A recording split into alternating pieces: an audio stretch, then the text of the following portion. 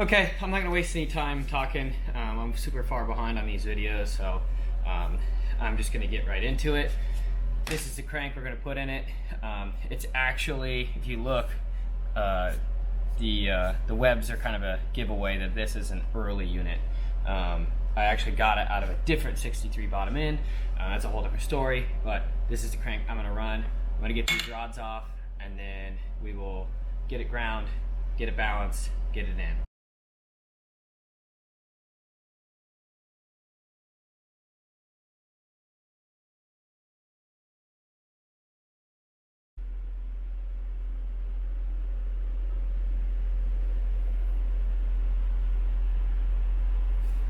All right, so you got your rods off.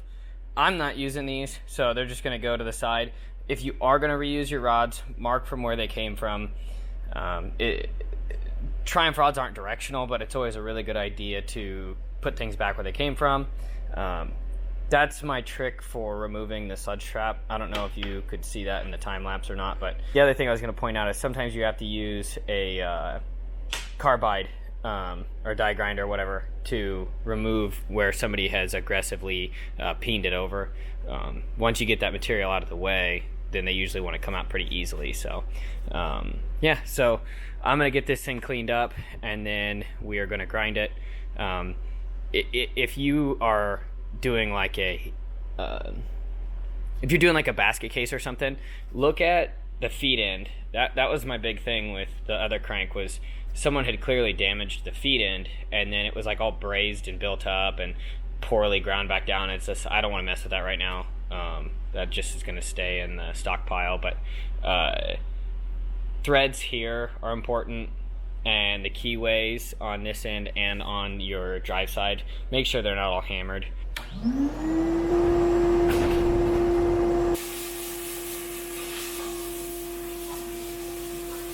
All right, it's all cleaned up.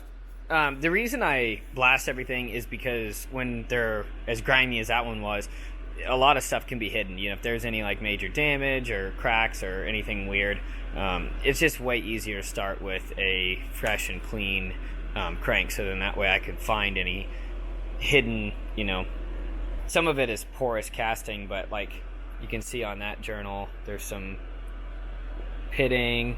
I already showed you that. Over here is the same way. It's been ground to 10 under. I looked at the shells. I think I showed it in a video a while back of me removing a flywheel. Sometimes like on this one, the flywheel is just the same width as the outside edge of the radius on that side. And I think this side is quite a bit. I don't know if you're gonna be able to see that air gap, but there's really no way to show. But essentially my wheel is gonna hit this edge of the flywheel before I get to this inside journal radius. So because of that, and it's actually ironic, you can kind of see there's actually a lip from the last person that ground this. They must have just left the flywheel on and just went up as far as they could and then stopped, which is disappointing. So I'm actually going to remove this flywheel, then I can grind it properly. We'll get it all cleaned back up, taken care of. They also didn't re-chamfer the oiling holes. So clearly somebody who didn't either, you know, want to take the extra time or just didn't know. This is probably done quite a long time ago. But overall, it's a pretty good crank. Dreads were good on the end here. Ran my dye down it.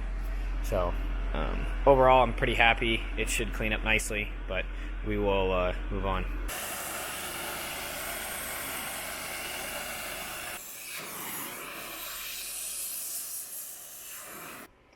I was really hoping this was going to be one of the ones where I just put like 30 seconds of heat on it and it just happens to fall off.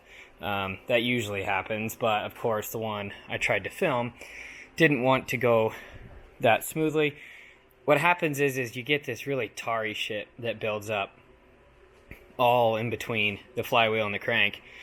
So even though I might get a good expansion on it, it's a sticky, muddy glue, and so you kind of have to persuade it a little bit more. I usually tap on it with my brass hammer, and nothing crazy, you know, you don't want to get carried away, but I probably won't film me actually grinding it. maybe I'll just show a couple clips throughout, but I've done that enough already. I'm going to take a break from those videos, but we'll get this ground up, and then we'll focus more on the aspects of balance. I'm probably not going to show like an in-depth video because I just don't feel comfortable trying to I guess necessarily teach anything about it, because I'm not at that point of understanding. I know how to do it. I just don't know if I could do a good job of sounding intelligent explaining it.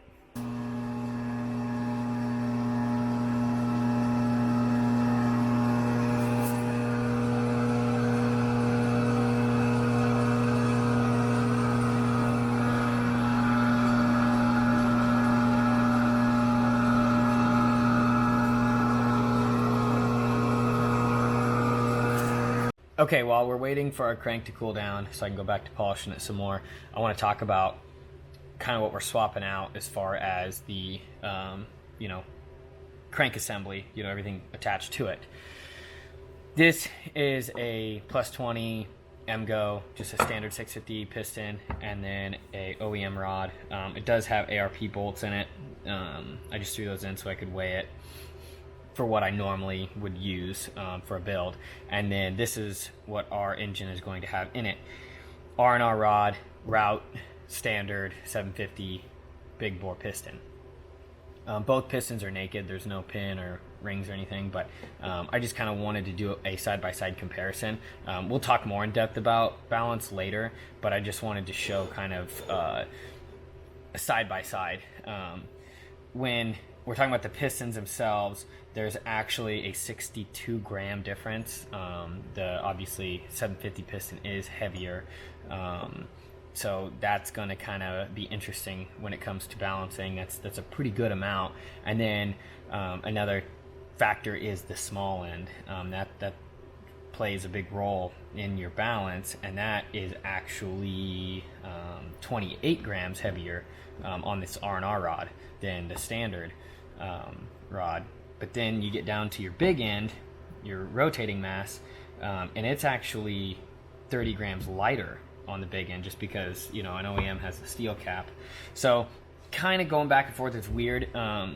Rotating mass isn't as important, so the lightness here isn't a huge factor as far as like gaining us anything. It's more a detriment that we have so much more reciprocating mass that we're going to have to try and balance around. So I think I'm going to use 80% because this is going to be kind of a street machine. I'm not trying to push revs to like the moon. It's going to be all over. I'm going to be riding it around in a lot of different areas, so I want to go with 80%. When I do like land speed bikes and stuff for people, the crank assembly anyway, I'll do 50% because they're going to pretty much just be full wide open all the time. But I'm going to be all sorts of different rev range, so 80% is going to be our balance factor. Again, I'm going to go into that more later, but I just kind of wanted to show this side by side, just kind of the differences between the two. It is enough that it will be kind of interesting to see how much Mallory metal I'm going to have to put into this. But yeah, I just want to take a second and point all of those differences out.